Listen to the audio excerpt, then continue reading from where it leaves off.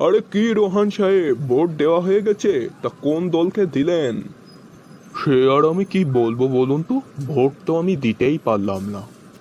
এই কেন দাদা, কেন্দ্রে কোনো ঝামেলা ঠামেলা হয়েছে আবার?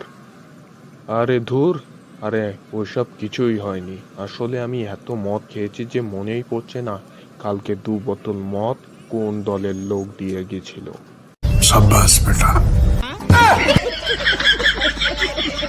এই তুই আজকের খবরটা শুনেছিস? একটা কুকুর 35টা ছেলের মেশিন কামড়ে আহত করেছে।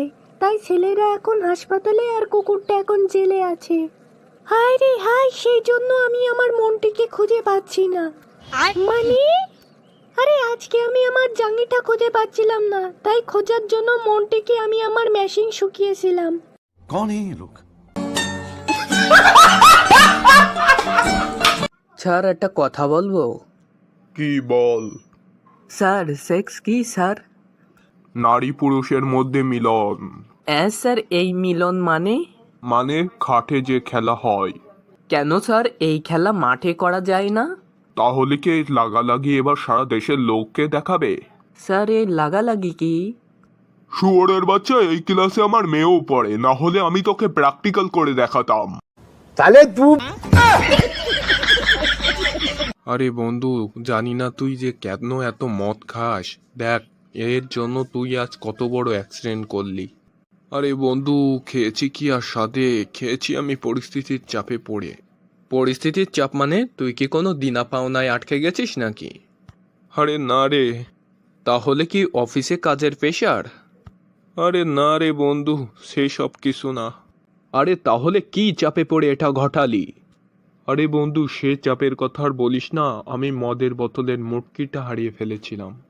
अभी मैं गाली नहीं दे सकता। এ ভাই, আমার ভালো লাগছে না, একটা ভালো জোক শোনা তো, যাতে আমার মন ভালো হয়ে যায়।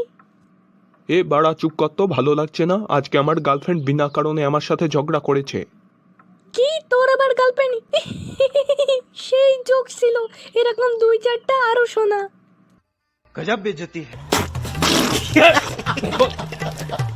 দোসরে বহুদিন ধরে সিঙ্গেল আছি, একটা মেয়ে পটিয়ে দিবি? আরে বন্ধু, এই ব্যাপার। আরে ভালো ছেলে হলে না মেয়েদের পটানো লাগে না, মেয়েরা নিজেরাই আসে। এই তো কালই দেখ না, একটা মেয়ে আমাকে এসে বলছে আই লাভ ইউ। আমিও ওকে বললাম যে এই বয়সে এসব করা ঠিক না, পড়াশোনায় মন দিতে। এরকম কত আসলো আর কত গেল। বন্ধু, তোর এই জন্যই আমাকে তোকে এত ভালো লাগে। এটাই তোর স্পেশালিটি, এটাই তোর গুণ, বুঝলি তো? ও আচ্ছা, তাই নাকি? আরে কি বলিস, ভালো লাগবে না? গোল মেরে নিজেকে হিরো চোদানোর গুণটা কি সবার থাকে নাকি? गजब बेइज्जती है। উফ, আমার দোকানে সব স্যান্ডেলের প্যাকেট খুলে দেখাতে দেখাতে আমি হাঁপিয়ে গেলাম, তাও আপনার একটাও পছন্দ হলো না। তাই তো দেখছি। আচ্ছা দাদা, ওই প্যাকেটে কি আছে একটু বলুন তো। আরে আপনি আমাকে মাফ করেন, আমি আর পাচ্ছি না। ওই প্যাকেটে আমার দুপুরের টিফিন আছে।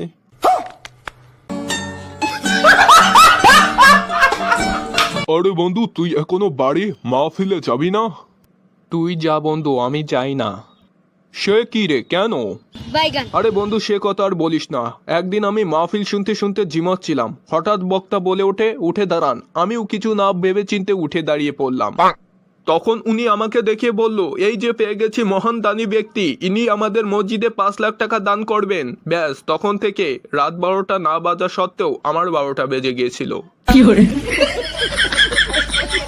স্যার, একটা সমস্যা হয়েছে। কিছুদিন আগে আমি বাংলাদেশ গিয়েছিলাম, সেখানে আমি সিঙ্গারা খেয়েছিলাম। এটা তো খেতে সুস্বাদু আছে, কিন্তু এখানে একটা বড় সমস্যা। এটা বাইরের আটার তৈরি, কিন্তু ভিতরে আলু গেল কিভাবে সেটা কেউ জানে না। চুপ কর বেয়াদব, খবরদার জন্য এই উল্টো পাল্টা প্রশ্ন আর আমাকে করবি না। এই দেখ, কিছুদিন আগে আমি ওখান থেকে এই ডাল পুরি খেয়েছি, এর ভিতরে ডাল গেল কিভাবে সেটা এখনো জানতে পারলাম না। তুই এখানে আর একটা সমস্যা নিয়ে আসলি।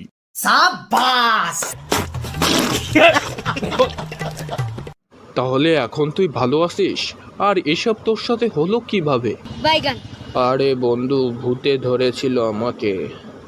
এই জন্যই বলেছিলাম একটু ধর্মকর্মর দিকে মন দে। আর যদি রাম নামটা ঠিকভাবে শোনাতিস তাহলে এটা হতো না। আরে চুপ কর তো, রাম নাম তো শুনিয়েছিলাম, তাও 10 মিনিট ধরে। তারপর তারপর ভূত তার 10 মিনিট চুপ থাকার পরে বলছিল ও নাকি মুসলিম।